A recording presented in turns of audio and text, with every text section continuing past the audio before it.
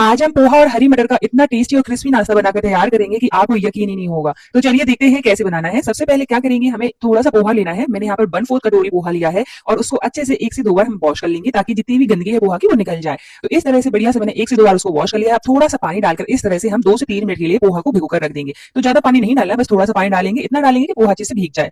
अब पोहा को हम साइड में रखेंगे। अब लेंगे हम कोई भी बर्तन जिसमें थोड़ा सा पानी डालेंगे और उसमें डालेंगे हम मटर। तो यहाँ पर हमें मटर को बॉईल करना है। यहाँ पर क्वांटिटी पोहा और मटर की आप अपने अकॉर्डिंग कम ज्यादा कर सकते हैं जिस हिसाब से आप नाश्ता बनाना चाहते हैं। तो देखिए मटर भी बढ़िया से बॉईल हो गई है। अब इसको हम ठंडा होने के लिए रख देते हैं। यहाँ पर हम लेंगे पोहा जिसको हमने भिगोकर रखा था, उसका एक्स्ट्रा पानी हम निकाल देंगे और यहाँ पर आप देख सकते हैं पोहा अच्छे से भीग चुका है और सॉफ्ट भी हो गया है। तो इसी तरह से हमें सॉफ्ट करना है पोहा को। अब इसको हम किसी भी मिक्सिंग बोल में ट्रांसफर करेंगे।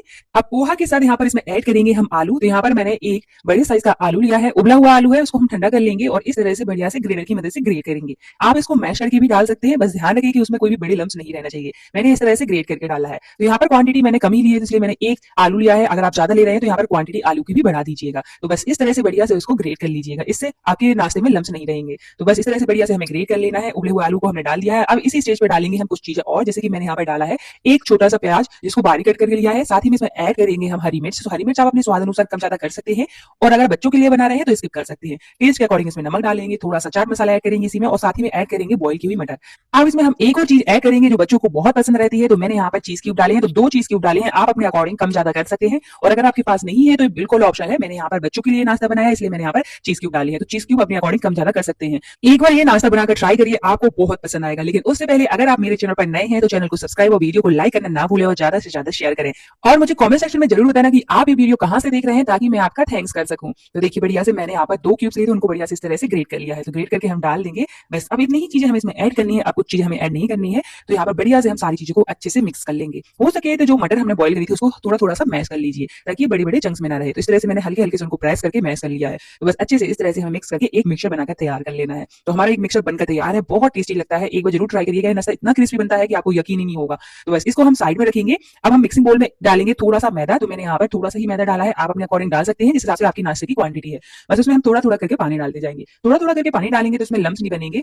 अब आप ये सोच रहे होंगे कि अगर हम मैदा ना यूज करें और गेहूं का आटा यूज करें, आप कर सकते हैं, लेकिन उससे आपके नाश्ते का टेस्ट बिगड़ सकता है और आपका नाश्ता क्रिस्पी नहीं बनेगा। तो कोशिश करिए कि थोड़ा सा जो स्लरी हम बनाकर तैयार करें वो मैदा की ही बनाकर तैयार करें। तो इस तरह से हमें बढ़िया से थोड़ा थोड़ा करके पानी डालते जाना है और इस तरह का एक मैदा का घोल बनाकर तैयार कर लेना है। तो देखिए मैंने थोड़ा थोड़ा करके पानी डाला था तो इसमें लम्स नहीं बने और कंसिस्टेंसी आप चेक कर सकते हैं कि किस तरह की हमें कंसिस्टेंसी चाहिए। बस इसी तरह की चाहिए, ना ही ज्यादा पतली और ना ही ज्यादा थिक है। अब इसको हम साइड में रखेंगे। अब लेंगे हम कुछ ब्रेड। तो यहाँ पर मैंने 4 ब्रेड लिए हैं, आप क्वांटिटी अपने अकॉर्डिंग कम ज्यादा कर सकते हैं। अब उसके जो एजेस है इनको हटा देंगे। तो इस तरह से हमें बढ़िया से ब्रेड के एजेस को हटा देना है, इनको नहीं चाहिए, इनका भी हम यूज करेंगे अभी। तो इस तरह से सबसे पहले तो इनके एजेस हटा लेंगे हम ब्रेड के। तो देखिए ये ब्राउन वाला जो पार्ट है इसको हम फेंकेंगे नहीं, इसका भी हमें यूज करना है अपने नाश्ते में। तो सबसे पहले तो इस तरह से इसको कट कर लीजिए, एक एक करके हम सारे कट कर लेंगे।